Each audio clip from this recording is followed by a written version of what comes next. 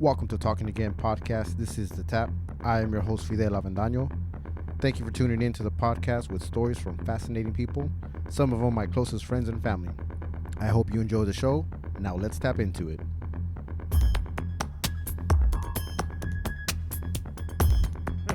And this one was very literal. For sure. Oh, man. Hey, happy... What is it? May the 4th be with you? May the Is 4th be with you. Is that how you guys say happy May the 4th be with you? Or did you just say May the 4th be with you? May the 4th be with you. Oh, okay. I apologize ahead of time because I'm sweating profusely because this is a really hot garage. It's not even summer This is a yet. garage? I thought this was a Studio. Studio garage. Oh, Okay. Yeah, like the funds. And it's just really hot. I can't, I'm going to be going off and on camera because I got to be, dabbing. Different kind of dabbing, guys. And and then, yeah, dude. So, anyways, I got you guys on here to talk about Star Wars and what it means to you guys. When I had posted this, I had said the two of the biggest Star Wars fans that I know. Now I know people are probably gonna be like, "Hey man, I'm a Star Wars fan too," and you know me, I'm a big Star Wars fan.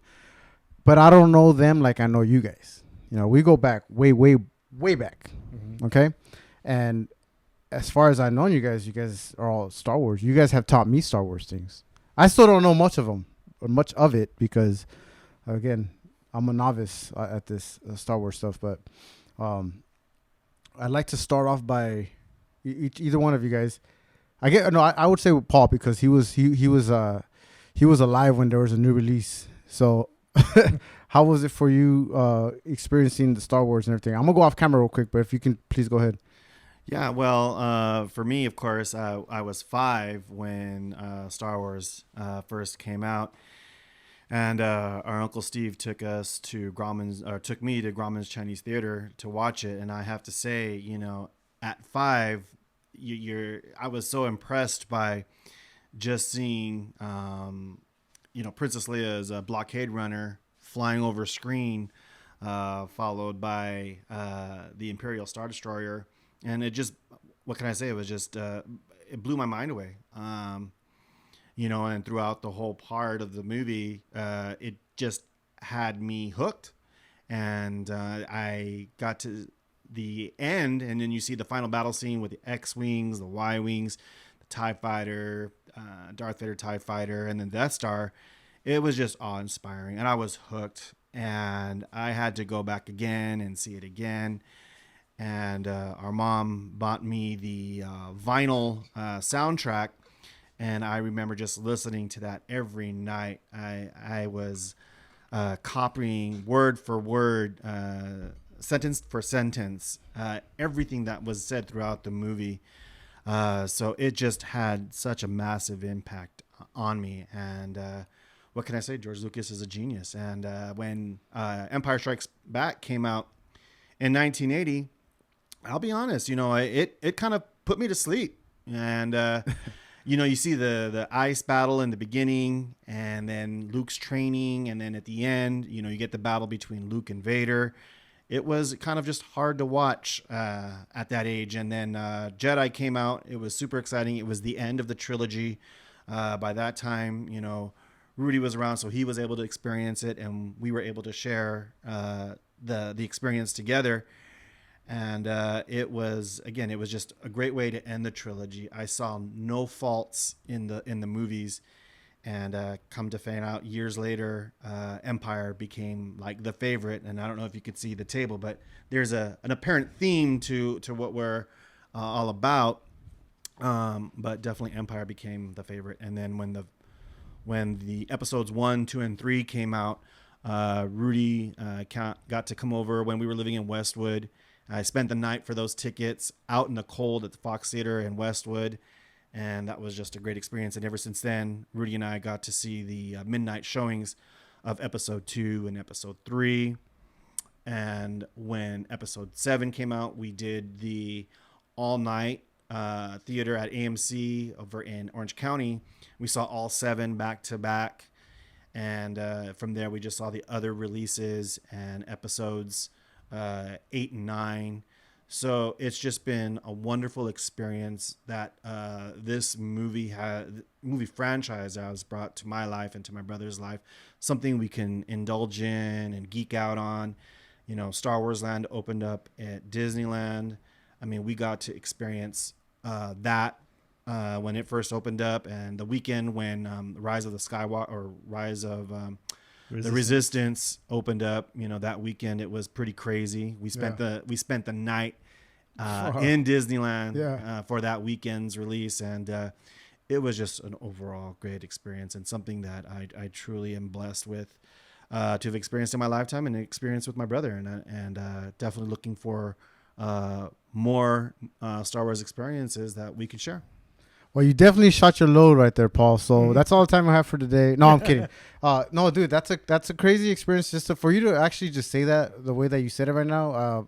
I don't know if Rudy could have worded it any different or any better. I'm gonna let him try. But first, I don't even know if I formally introduced you guys, but these are the Guzman Brothers that I referred to earlier in the post. This is Rudy, my compadre, my best friend. And over here we have his brother, his older brother, but somehow looks a lot younger. No, I'm kidding. Paul Guzman.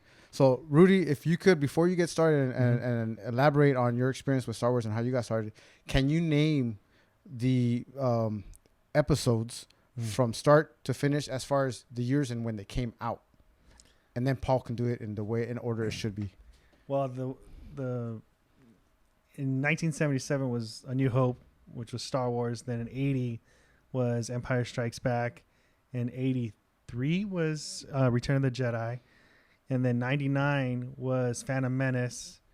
And then 2001 was Clone Wars. And then 2004 or 3, I think, was the Revenge of the Sith. And then the new ones that just came out by J.J. Abrams, those ones are kind of a blur. I don't really pay attention to those ones. Yeah. But I think it was, what is it? Force Awakens was like... You can phone a friend. Was like, I don't know, like 7 years ago? 2015, I think? Yeah, 2015. And then 2 years after that, 2017 was Last Jedi. And then last year was the Rise of Skywalker. Okay. So, can you name them in the order that they should be played? Or I think that only goes up to like the 20 right before 2015, right? No, that's all of them. That's all of them. But so it would go. Because they go back and forth, right? No, yeah. I mean, the way that they did it, episodes 4, 5, and 6 were released before episodes 1, 2, and 3. So, Phantom Menace would actually be the very first movie that you technically should start watching, and then Attack of the Clones, and then Revenge of the Sith, and then A New Hope, Empire Strikes Back, and Return of the Jedi, and then you would have to go and then it would go The Force Awakens, and then The Last Jedi, and then The Rise of Skywalker. All right. Now give us your introduction to Star Wars. I think that, growing up with Paul and the fact that he was such a big Star Wars fan growing up, I didn't even really know that Star Wars was a phenomenon. I remember when I was in like the 3rd grade or 4th grade, and I was talking to one of my teachers and everything, and I told, because I always saw my brother playing with his action figures. No, yes and no, but it was actually these models that he had. He had these. They were plastic models, right? Little models, yeah. Like this, right? Kind of like that, yeah. It was X-wing. He had an X-wing. He had a Y-wing. He had a TIE fighter, and I remember taking X-wing to school from my brother's room, and I showed it from show and tell. And I didn't know that Star Wars was crazy famous. I'm like, oh, my brother. And I'm like, my brother made this. This is so cool. He's thinking outside the box kind of thing. Like, this can go outside of, go in outer space and everything. And I didn't see Star Wars. I just saw my brother playing with it, and I thought he made it. Yeah. And so I'm giving all the credit to my brother, and no, it was George Lucas that did it. But I just thought that he was, my brother was so cool for making this thing because he used to draw. I used to see things in his room. He'd draw things. He was actually really creative growing up in terms of like drawing helicopters and fight battle scenes on paper. Mhm. I think it all had to do with Star Wars. So I didn't know any different until I got older, and then Return of the Jedi came, and I watched Return of the Jedi, and then like every rainy day or like when we couldn't go anywhere, Paul would throw on Star Wars, and we would watch. We had to watch it. Yeah. If it came on TV, we had to stop what we were doing, and we had to watch that during dinner or whatever the case may be. Yeah. And so that really gave us something to talk about as we got older. Star Wars episodes 1, 2, and 3 were so neat because they were such like a thing to do. Like people would, like Paul said, stay in line for 24 hours to get tickets. Yeah. To go to the midnight showing. People would have fake lightsabers and you see all them go up at the beginning of the Star Wars theme. So it was cool. It was a really cool experience, and people have made like outfits, and they go crazy during the Star Wars celebrations. I don't think we're that much of geekdom, but I have respect for them because it takes a lot of money investment. But you're talking about the cosplay guys? Cosplays, yeah. So, but I mean, we love going. We love seeing them all get all dressed up and everything. It's really neat. Yeah.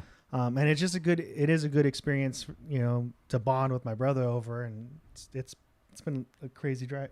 Yeah.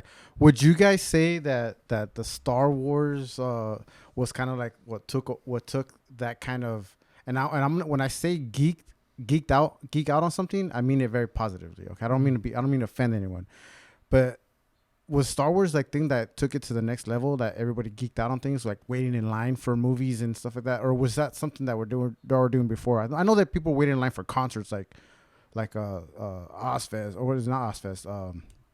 What's the other one? The hippie one.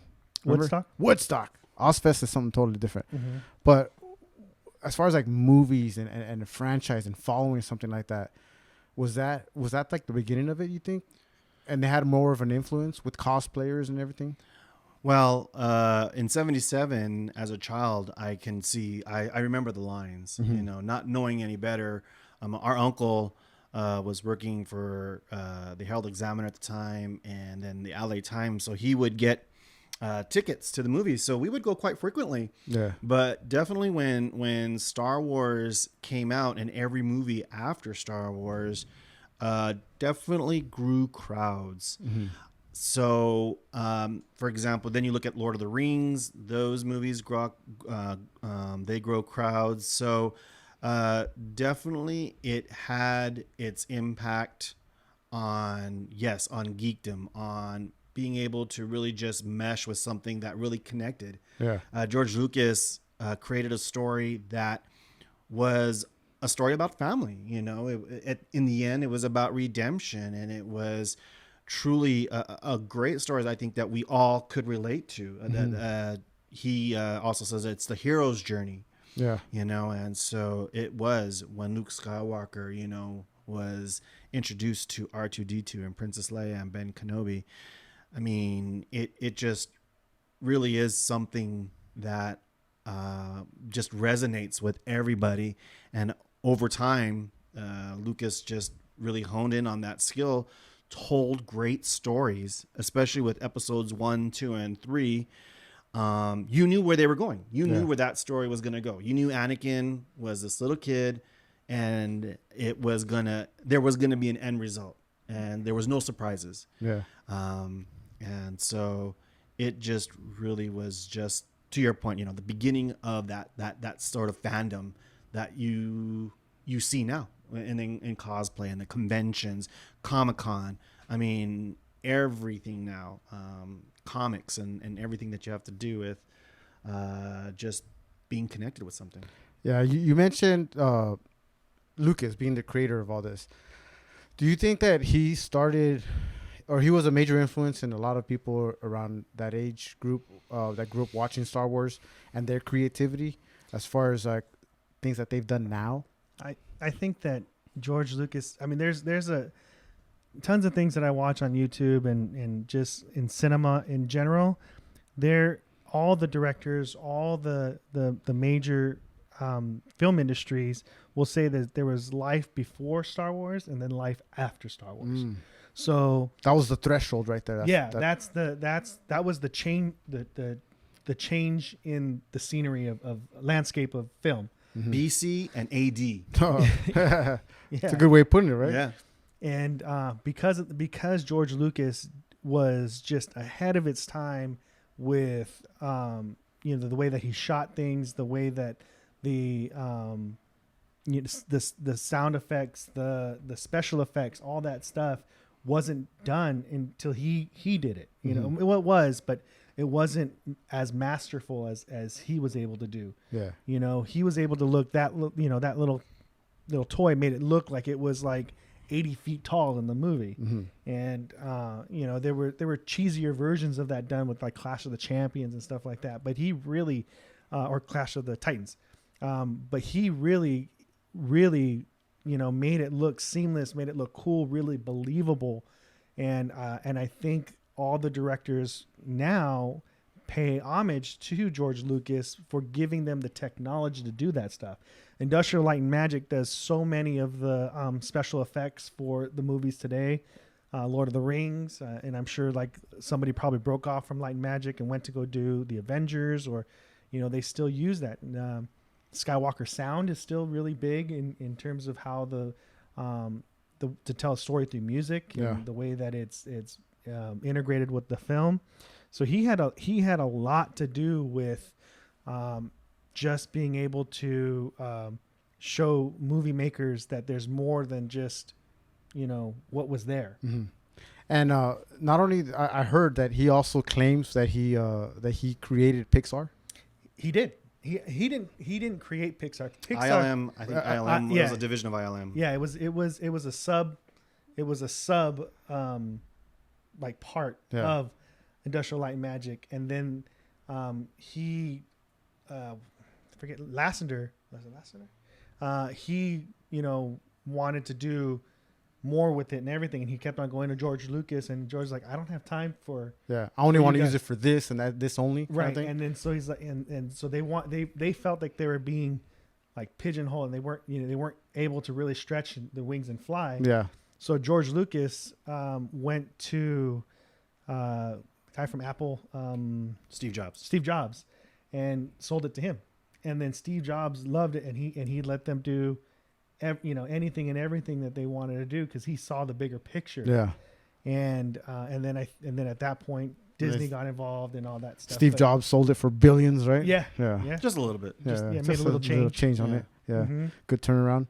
Now, someone earlier had mentioned to Paul, I forgot who it was, I don't know if you caught the name, that you had them watching Star Wars on Laserdisc in the 90s. Oh yeah. And then what you guys think about The Mandalorian? We'll talk about that one after. Yeah.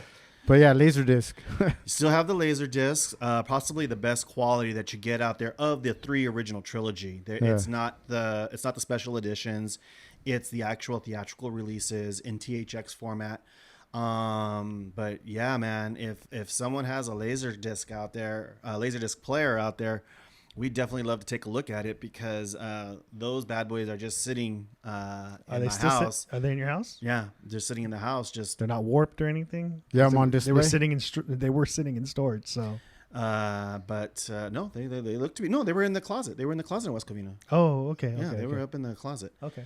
And so, they're just waiting to be played. So, and enjoyed. And I have those movies also in DVD, but not Blu-ray. And I think Disney has not pulled the trigger on releasing the original untouched DVDs or Blu-ray of the original trilogy.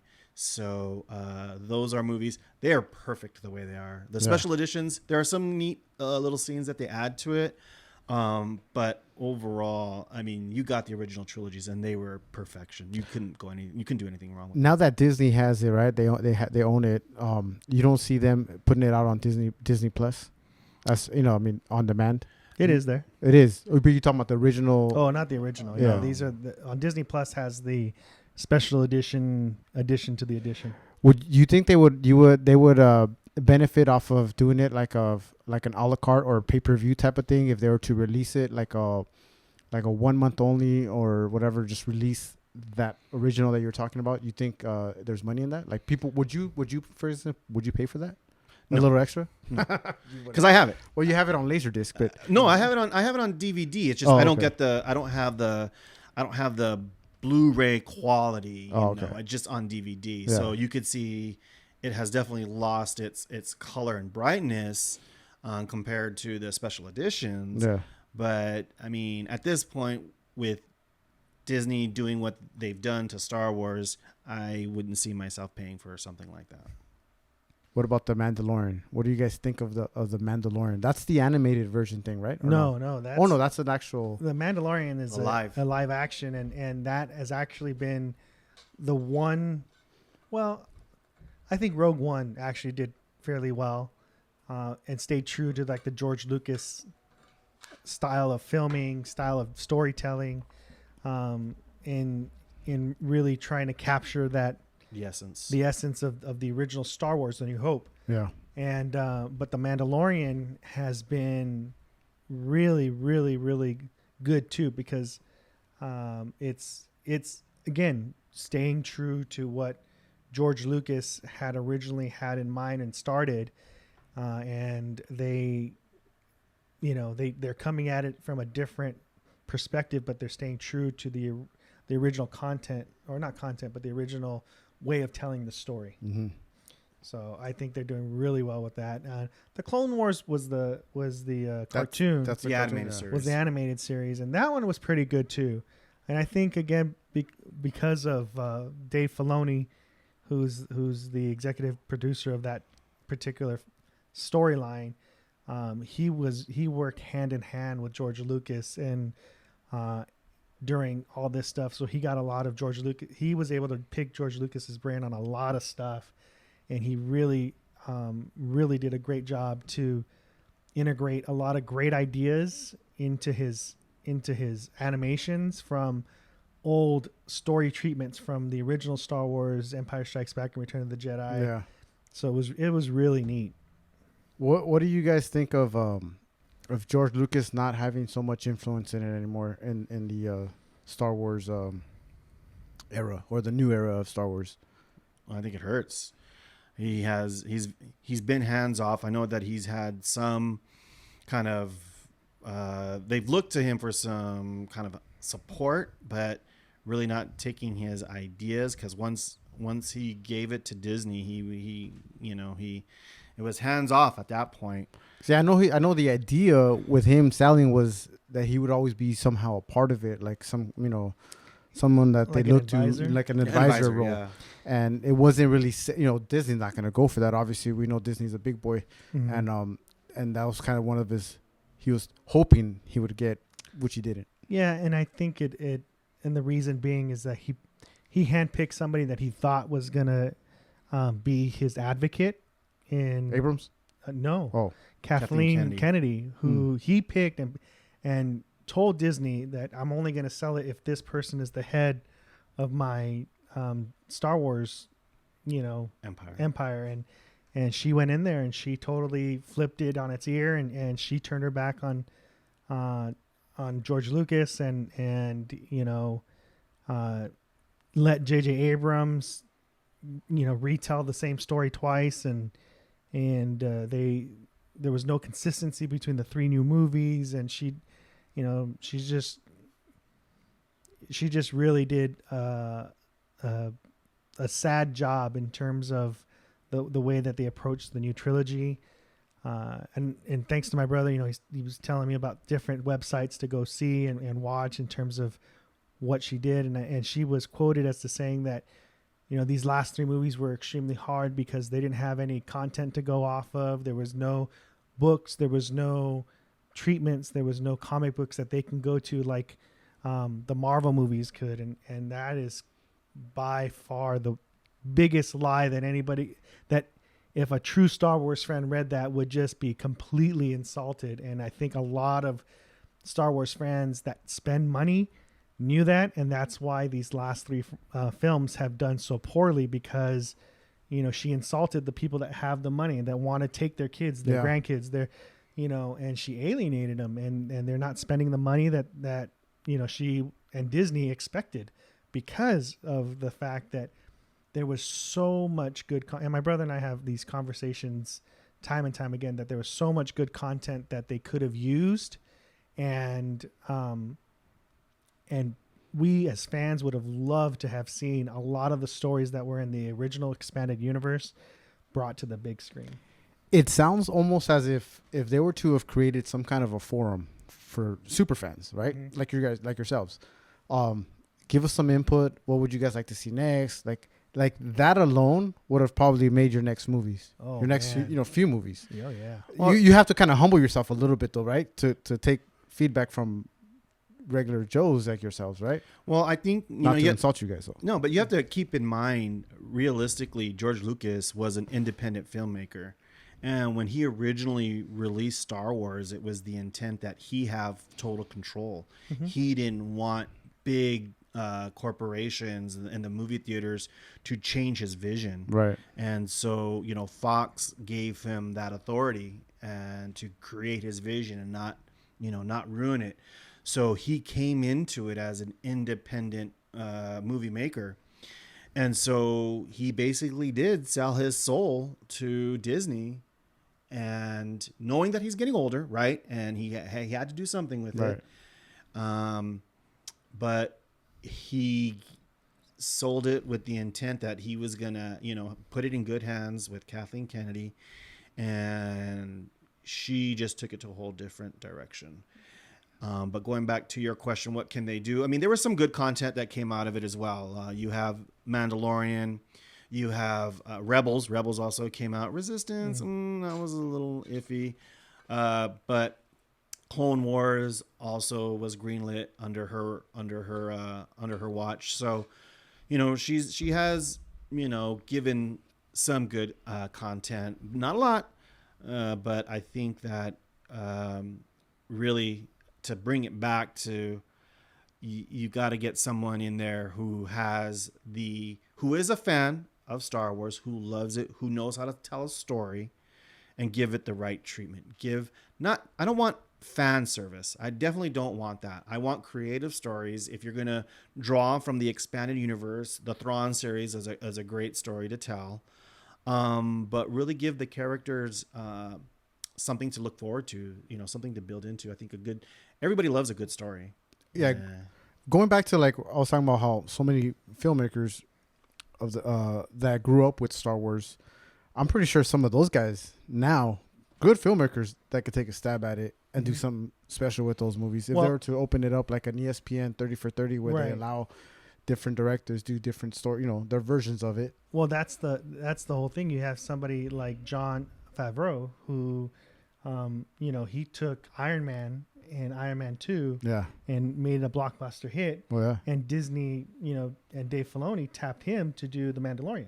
Yeah. So he did the story treatments. He did the first round of directing, and it has just been extremely popular. Yeah.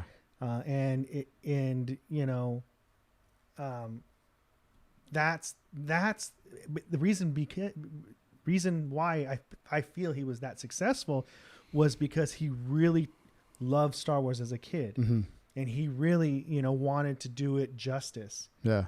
And I don't think J.J. Abrams and I don't think Johnson, they said, "Oh, we're fans. We're going to do this for the fans," and they let us down. They just retold the same story with new faces. Yeah. And that's not what we wanted. I think somebody just said that the Thrawn series. I keep telling Paul that the Thrawn series would be an amazing trilogy of books to bring onto the big screen, and that would have been super cool. That if they could have adapted those books into film, and I don't know if maybe somebody is creative enough to use the Thrawn trilogy in the next episodes. I know that the Skywalker saga is over, but a Star Wars story of those 3 books and adapting them maybe with Rey and all these other people in and using it as the main story and maybe they could do something with that there. And who knows if somebody is creative enough to do that. Or Shadows of the Empire. That was another good story that was a too. really good That one, talked too. about the underground of Coruscant, Prince Shizor, and that was a story that was tying together Empire to Jedi. And so that was another good story, another good book that was issued in the interim or afterwards. And that again was a great story. If done right, the right way, the way you guys are explaining to me right now, could Star Wars be something that our grandchildren could be talking about going to the movies and still watching the new release of a new episode of a new series? Do you guys think that would be possible? Now, in the right hands. Well, I think our grandchildren should be able to watch the original trilogy and watch episodes 1, 2, and 3, and even 7, 8, and 9. I mean, I might not like 7, 8, and 9, but they are a part of Star Wars. They are what it is, and I would think that if they were my kids, I would tell them the stories of what it is, what they are. Here it is. Watch it in this way, sequence or whatever. Allow them as they get older to understand it and digest it, and then make their own opinions of the movie. But definitely share my passion of the movie. Yeah. And then their uncle's passion of the movie, and that's what I always felt was that these were movies, these were stories that I could share with my child, and then they would open up as a book. You could see that, there's books, there's movies, there's comics. There's just so many things that are out there for a child to absorb and fall in love with. And that's there. Whether they were good or bad, they're out there. Let the child decide what they like. And I definitely know that if it's a good story, and it goes back to that, if it's a good story that's told and you throw a Star Wars on there, a little hint of Star Wars on there, it's going to touch with everybody. Yeah. I mean, it is such a pop icon. You can watch any other, from Clerks, they talk about Star Wars. I mean, it is mentioned in pretty much any current movie that involves a nerd in it. There is some kind of Star Wars reference. So it's touched. It has definitely touched a nerve with a lot of people. If I could rephrase it, does Star Wars still have life in 20, 30 years, or is it over in the next 5, 10? No, I think that's the thing about Star Wars is there's so many creative people that were touched by Star Wars, and they created such amazing expanded universes that, as I said, somebody that gets paid more money than I will ever see in my lifetime could make the decision like, okay, let's bring this out of the old expanded universe, let's adapt it, let's bring this to life, and let's see how well this goes. That they could do, and then maybe somebody like a Jon Favreau can come up with his own idea and make it run, as long as they stay true to the essence of Star Wars. The original, not the original, but episodes 1, 2, and 3 got a lot of flack when they came out too.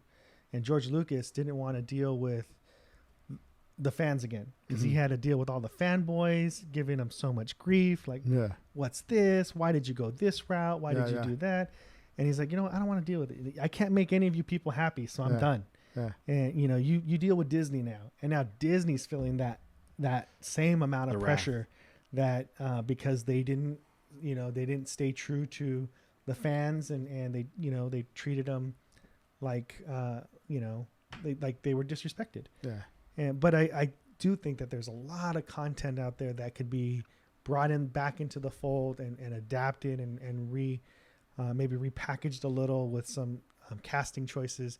But it can be a part of everybody's life for the next 20 to 30 years. Yeah. Going back to what you said right now earlier about episodes 1, 2, and 3 and the fans, giving such negative feedback. I heard George Lucas say that Star Wars used to be his baby, and now it's yours. It's not his baby anymore. Now it's your baby. Like, you guys, the fans, love it so much that anything done wrong to it, it's gonna hurt you guys, and you guys are gonna be upset and talk shit, right? Right. That's kind of what you just said right now. Like, it makes sense. So what George Lucas said. But someone said right now, your favorite new characters of what is that? Arcs? Favorite character arcs. Yeah. I liked Jyn Erso in Rogue One. You know, her dad, you know, created the Death Star. I thought that was a great story to tell. So she would have been my favorite new arc. Yeah, definitely. I don't think I have. Well, I think my favorite arc is that's new character is the Mandalorian. That's been my favorite. Mandalorian. The Mandalorian arc. That's the one that you have. It's more of the earlier episodes, right? Correct. Right. Yeah. Mm-hmm. Shout out to Laura out there. She types in, "How did I know that Rudy and Paul would be here on May 4th?" Because you saw the picture of us on there. Hi, Laura. What's up? She knows you guys too well. Thanks, Laura. Hey, let's talk a little bit about the collector's items. Now, I know from over the years, again, helping you guys, you know, moving back and forth or whatever, you guys have a big collection of Star Wars. Paul, you more than Rudy, but obviously, how far back does it go, and how much stuff do you guys have? I'm not going to say I was about to say shit, but how much stuff? I'm going to be respectful. And that is perspective, actually, if you were to say that. Yeah. So I have original figures from '77. I have original toys from 80 and 83, even Power of the Jedi. And that Power of the Jedi, that's worth a little bit of change. But when Star Wars reintroduced the power of the Force, when it came out, when they did the special editions, those figures were badass. And then that's when Rudy was making his own money, and he actually took over, and Rudy has a very nice collection, actually, from figures and toys. And I could only say now that I really collect the Legos. Legos are really fun to put together. They look great. I didn't bring any of the Legos, but the Funko Pops look awesome. But the one thing that I actually was going to say that, and the video games were great. Oh my goodness. I remember Rudy had the Super Nintendo video games, and I just couldn't stop playing them. And what other, oh man, the figures, the coloring books, the albums, the music. The CDs. I nobody has CDs anymore, but the original soundtrack to the movies that John Williams put together, that score. Oh my goodness! You know, you can put on Empire Strikes Back right now, and I can tell you every scene that has been played in that movie. It is truly just an amazing score. But yeah, the toys are just so fun to play with, and they were just, I just spent hours just playing out there. Rudy and I know it was kind of a little didn't want to share my things because they were just so private to me, but absolutely looking back at them now, it's just what an amazing collection. And Rudy has a great collection as well. I mean, of the new stuff, oh my gosh. Yeah. Is that something that you guys plan on getting rid of one day, like selling it, or is that something you guys want to pass down? Well, I hope to pass down. I remember taking Paul to for the very first time to Frankensons. Oh, okay. And he never heard of it, and he was like, you know, kind of, I don't want to go. What is this? And then I took him, and he's like, oh my god, it was like a big garage sale. But I remember we were walking by, and he saw this toy. It's called a skiff, and he's like, oh man, and it was out of the box and everything, and he's like, oh man, they're asking like $200 for this. And he started laughing, and the guy's like, oh, you know, what's funny? He's like, oh no, nothing. He's like, do you like that? Do you want to purchase that? He's like, no, I already have it. And yeah, it's still in the box. And he just kind of said it on a like kind of like in passing, or whatever, yeah. And the guy's like, you still have that in the box? He's like, yeah. He's like, I'll give you $500 for it right now. Just like that. And he's like, no, it's okay, man. He's like, I'll give you $7. And he's like, no, it's okay. He's like, hey, here, take my card. You know, let me know if you ever want to get rid of it. Yeah. He's like, I'm good, man. Thanks. I'm just looking. Thanks. Yeah. And he walked around, and I'm like, oh crap, and I knew Paul's stuff was always worth a lot of, because I didn't see a lot of it. I didn't, You know, he has some really, really cool old stuff, and he could make, decent change. Nothing to buy a house on or anything. But I mean, it's good to have. But just like an old car, it's going to keep appreciating every year that he hangs on to it. Yeah. And his stuff is more valuable than mine, that's for sure. I like the Funko Pops. I like the Power of the Force ones when when Kenner reintroduced the Star Wars line. Yeah. That was really neat. And I just, kind of kept it simple as much as possible. But I know his is a lot more value in it, not only monetary but emotional. Right. Yeah. Well, yeah, it's almost half a century. Some of those toys, right? Yeah, I mean, I remember, our dad getting Rudy stuff for Return of the Jedi, and these were fighters that you don't see anymore. The B-wing, A-wing fighter, and Rudy had them, and Rudy's a child. He's playing with the toys, and so, our dad, when we moved, he sent them all away, and we'd look back at it, and it's like, oh my gosh, remember when we had those, Rudy? Yeah. Oh, those were awesome fighters and everything, and I remember our cousins would come over in my room, and they kind of jokingly say, "Oh, it's like a museum in there." And, I didn't want anybody to touch anything because they were just so valuable to me. I didn't want anybody to touch it. And they'll tell you, my cousins will tell you, yeah, it was like a museum. It was true. Everybody, take your shoes off and wear these white gloves. Right. Hey, talk a little bit about this guy right here. Who is this guy? What is he? Let me step out so you guys can see. It's Han Solo, frozen in carbonite. So getting back to the three original movies, Empire Strikes Back, as I mentioned, when I first saw it in 1980, really didn't grab my attention other than the first battle scene and the end between the fight between Vader and Luke. But as I got older and really listened and watched the movie and paid attention to it, it honestly became my absolute favorite.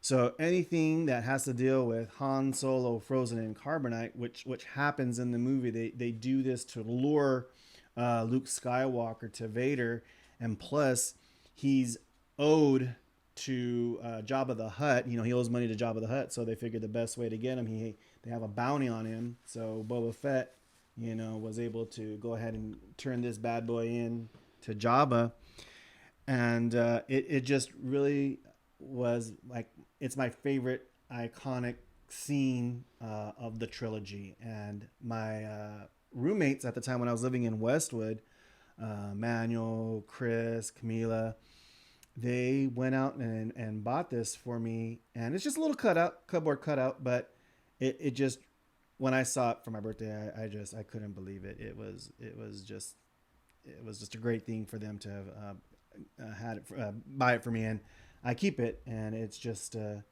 So this has been with you for over 20 years? Yeah, since '98. Yeah, it's been in every one of our houses. No, I remember the apartment right there off of Barranca, and then it went down to the David Court. David Court. Yeah, dude, I remember this one. Yeah. It's sitting in the corner, sitting right there watching. It was neat to have. Well, I'll tell you, here's my inexperience with Star Wars and everything. I thought it was Frankenstein at first. When first glance, I was like, "Oh, is that Frankenstein?" And then, no, you guys told me who it was, and I'm like, "Oh, okay." Well, because I didn't know, right? Because I'm still, like I said, I'm not a big fan. But okay, so, how has Star Wars affected you guys personally on a personal level as far as the way you guys live your life? Does it, if at any, does it? The way you think, the way you guys operate, conduct yourselves, the way you guys conduct in business or whatever. I think every kid that when they first saw Empire Strikes Back, and when they saw Luke Skywalker reach for his lightsaber without touching it, and he's pulling it out of the ice, and then he finally gets it and he gets himself out. After they saw that movie, everybody went home and they put a pencil on the table and is like trying to reach it and trying to get the pencil to move and bring it into their hands, and it just makes you think that at that time anything was possible. Yeah. you know, and the story that George Lucas tells and everything, it's, you know, good versus evil, and also redemption. You can be redeemed. You're gonna make mistakes. Mm-hmm. You're gonna fall, and it's when you get back up. What you do when you fall is the important thing. Are you gonna keep going in that same path, or are you gonna change that and move into the light, or go towards the dark still? So, you know, it's just, you know, a good opening as to good and bad. Yeah. You know, how, you know, right things, wrong things. So that's my take, at least. And I agree. I think it just really has that good, subtle way of telling you what life is really about. Absolutely, Rudy. I can't really put it to words other than the way Rudy explained it. It's that, you know, you fail, you're going to fail, but how do you overcome that failure? Do you allow that failure to put you down, or do you allow that failure to improve? You know, you learn from your mistakes and you get better. And you can even take it from an athlete's perspective, right? You know, and being one who loves baseball, too. It's like, ah, man, I failed. I may not have done it this way, but as long as I continue to practice, go to the batting cages, take more ground balls, you know, I'm gonna get better. Yeah. And really, Star Wars has that underlining life experience. So yeah, it really does. You know, that's why I think that's why it resonates with everybody. Yeah. They have everybody could tell a story that they failed, and what did they do to overcome that failure. Nice. You guys, I can't think of any other perfect way to end this show, this segment, or this episode.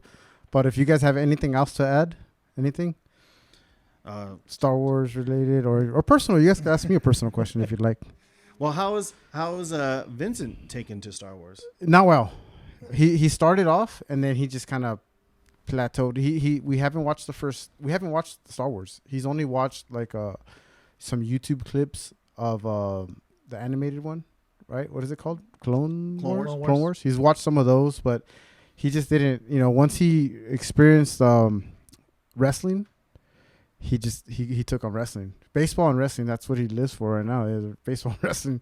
So he really didn't get to Star Wars as much as I think him and I are going to both start watching Star Wars once he gets maybe another year or two, once he can sit down and actually watch one of those movies and understand the storyline. I think he and I are both going to start watching them, because I've only seen the first one, and I saw it when I was young, and I'm like, what the heck am I watching? I didn't understand it. So I think, again, like a couple years, maybe we'll watch it together and we can start watching them, and we have many hours to watch. Yeah. So I was going to say I failed as a Nino, but no, you did what you could, and this guy just, you know, they got a mind of their own. You know, one year he's a Rams fan, there another year he's back on the Niner wagon. You know, so winning. Well, definitely, I think that Star Wars has just been a great life experience since 5 years old. It's been a pleasure to share this experience with my brother. It's a great family story. It really is a great thing to share with friends and family. I mean, when we got to go to Disneyland and experience Galaxy's Edge and the Star Wars rides, it's like reliving my youth all over again. Yeah. And good or bad, the direction that Star Wars is in. I know eventually it'd get into good hands, and there are people who love it. And I mean, on Hollywood, and writers and directors, producers who really love it enough to steer it in the right direction. So again, it's a story about redemption. So Star Wars right now would need a good redemption. Yeah, that's true. Good point. Yeah. Good point. All right. Well, thanks again, guys, for coming out here and spending this day with me. Absolutely. What do we say here to sign off? Do we say just May the 4th be with you? May the 4th be with But tomorrow is Revenge of the 5th. Ah, that's right. So Tomorrow's Revenge of the 5th. It's today. also Cinco de Mayo, though. So That's true. it's kind of hard to beat that one or compete with that one. Well, for the white folks. Yeah. Right? Yeah. All right, man. Well, thanks again, you guys, for coming out here. Guys, thank you very much. Appreciate it. Forget the social distancing. We don't do that here. And Family. we're out. Later. Adios. All right. Another episode of Talking Again podcast is in the books. Please don't forget to subscribe and hit the notification bell so you can stay up to date. If you enjoyed the show, please tell your friends and family so you can share the experience. Now, it's time to close out the tap.